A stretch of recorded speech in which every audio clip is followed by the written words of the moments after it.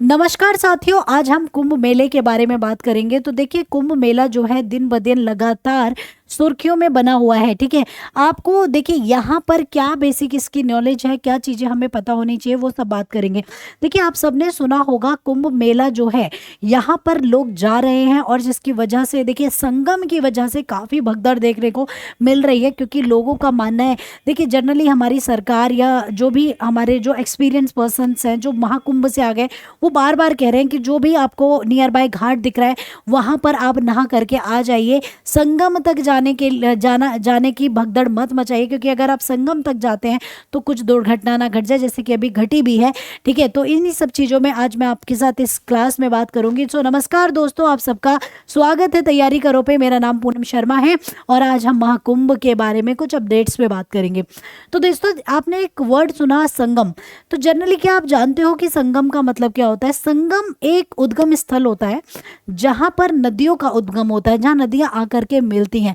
देखिए, प्रयाग में जो संगम है वहां तीन नदियां आकर के मिलती हैं, यमुना, गंगा और सरस्वती। यमुना गंगा नदी को अगर आप चाहें तो आप देख सकते हैं, पर सरस्वती नदी एक रहस्यमयी नदी के रूप में जानी जाती है। इसे देखा नहीं जा सकता क्योंकि ये जमीन के नीचे बहती है। ठीक है, तो जमीन के नीचे बहती है, इस वजह से आप इस नदी को देख नहीं पाते हैं या देख नहीं सकते हैं। ठीक है, अगर मैं यहाँ पे बात करूँ, जिस पॉइंट पे ये तीनों नदियाँ मिलती हैं, यानी कि गंगा, यमुना और सरस्वती, उसी को हम क्या कहते हैं? संगम कहते हैं। ठीक है, तो संगम में ऐसा माना जाता है कि ये संगम अपने आध्यात्मिक महत्व के लिए काफ़ी प्रसिद्ध होता है। उसके अपनी एक मतलब स्पिरिचुअल वैल्यूज़ हैं, जिसकी वजह से लोगों का मानना है कि यहाँ पर ही नहाने से मतलब जो भी जिस भी ऑब्जेक्टिव से, जिस भी वो रिलीजियस ऑब्जेक्टिव से स्नान कर रहे हैं, वो पवित्र माना जाता है। इसीलिए लोगों की जो भीड़ है, ठीक है, संगम के लिए दौड़ पड़ी, जिसकी वजह से कुछ घटनाएं भी हुई। आज मैं इस वीडियो में आपके साथ बात करूंगी। तो दोस्तों चलिए, एक दो चीज़ों के ऊपर और मैं आप लोगों के साथ यहाँ डिस्कशन करने वाली हूँ। संगम को त्रिवेणी संगम भी कहा जाता है। ठीक है, अगर देखिए महाकुंभ में आप शाही स्नान की बात करें तो देखिए अभी बीते दिनों ही मौनी अमावस्या थी। ठीक है, मौनी अमावस्या के दिन लोगों ने क्या मचा दी, वहाँ पे भगदड़ मचा दी, क्योंकि वो संगम पे शाही स्नान करने वाले थे, जिसकी वजह से 30 लोगों की मृत्यु हो गई और 60 लोग घायल हो गए। ठीक है, और उसमें से 5 अभी अज्ञात हैं। ठीक है, तो ये बहुत ही भयंकर मंजर था। जरा सोच के देखिए कि आप अपने घर से, आप ही कोई भी पर्सन अपने घर से निकला है, कुछ लोगों के साथ निकला है, कुछ कार्य के साथ निकला है, पर उसमें से कुछ लोग अब घर वापस नहीं जा पाएंगे। ये उनकी आस्था का विषय जरूर है, पर दोस्तों अगर शरीर आपके जीवन की सुरक्षा नहीं है तो आस्था अब कैसे मौजूद रह पाएगी? आस्था जब भी मौजूद रह पाएगी जब जीवन है।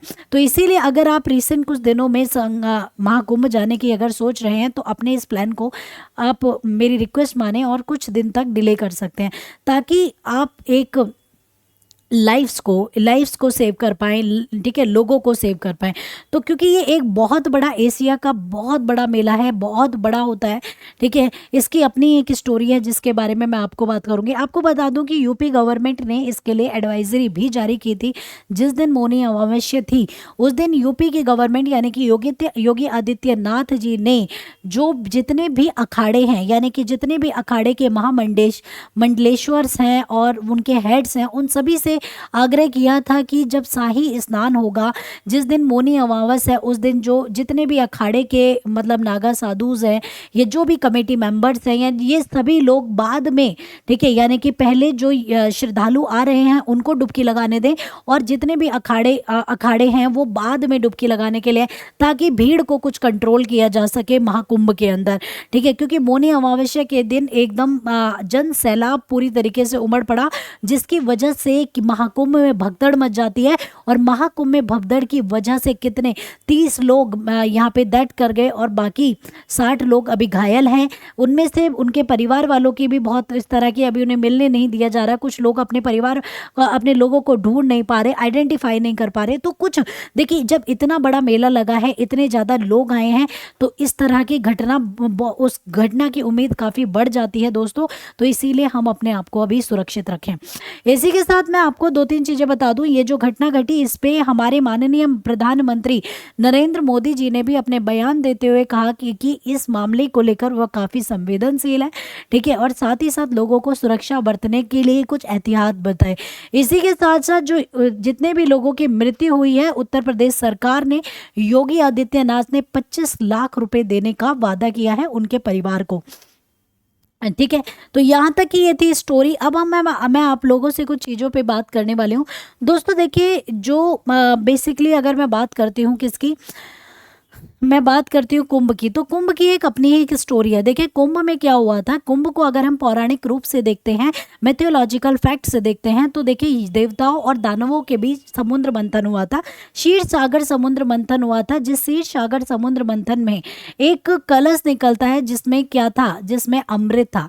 इंद्र के इशारे करने पर वो इंद्र का जो पुत्र था जयंत, वो कलश को लेकर के भाग जाता है और उसके पीछे सभी दानव भाग रहे हैं, ठीक है। तो अपने पिता के इशारे पर वह भाग जाएगा, ठीक है, अपने पिता के इशारे पर वो चला जाता है और जिसकी वजह से दोस्तों वहां पर क्या होता है कि वो पूरे 12 दिन तक भागता रहता है, ठीक है। पूरे 12 दिन तक उसने दौड़ लगा दी थी अजयंत ने, ठीक है। 12 दिन तक वो उस समुद्र मतलब कलश को लेकर दौड़ता है। तो कलश की जो बूंदे, कलश से जो बूंदे झलकती हैं वो 4 जगह झलकी, एक प्रयाग में, एक उज्जैन में, हरिद्वार में और नासिक में। इन चारों जगह ही कुंभ लगाया जाता है, पर महाकुंभ केवल और केवल प्रयागराज में लगता है, ठीक है। महाकुंभ 12 साल बाद इसलिए भी आता है क्योंकि आपको पता होना चाहिए जयंत ने, ऐसा कहा जाता है पौराणिक कथाओं के अनुसार, इस तरह की मतलब धारणा रखी गई है कि जो जयंत था यानी कि इंद्र के पुत्र, उन्होंने पूरे 12 दिन तक उस कलश को लेकर दौड़ा था। तो जो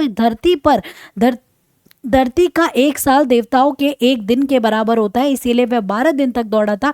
इसीलिए महाकुंभ का जो मेला लगता है ये 12 साल में लगता है, ऐसा पौराणिक कथाओं के अनुसार। इसी के साथ मैं आपको कुछ चीज़ें और बता दूं कि देखिए महाकुंभ जो लगता है ये 12 सालों में, कुंभ 6 साल में और अर्धकुंभ 3 साल में लगता है, परंतु महाकुंभ सिर्फ और सिर्फ प्रयाग में लगता है और कहीं भी नहीं। इसके बाद जो कुंभ के मेले होते हैं चारों जगह लग सकते हैं, यानी कि प्रयाग में, हरिद्वार, उज्जैन और नासिक चारों जगह लगते हैं। तो ये कंप्लीटली चीज़ें थी। इसी के साथ साथ याद रखिएगा जिस समय महाकुंभ लगता है तो उस समय सूरज, चंद्रमा और बृहस्पति, यानी कि सूरज, चंद्रमा, बृहस्पति तीनों एक लाइन में होते हैं, क्योंकि जिस समय जयंत कलश को लेकर भाग रहा था तो तीनों ही ग्रह उसकी रक्षा में थे। इसीलिए ऐसा कहा जाता है कि जब कुंभ का यानी कि जब कुंभ का मुहूर्त निकलता है तो ये तीनों ही यानी कि सन, मून एंड जुपिटर तीनों एक लाइन में होते हैं और देवता अपने पट खोल देते हैं, द्वारों को खोल देते हैं, ठीक है। तो उस समय पे कुंभ का मेला आयोजित किया जाता है। So well I hope guys ये कंप्लीट न्यूज़ आपको समझ आ गई होगी। तो अभी के लिए इतना ही, मिलेंगे नेक्स्ट वीडियो में। जब तक के लिए टेक केयर, अपना ध्यान रखिएगा। With lots of love and care. धन्यवाद दोस्तों।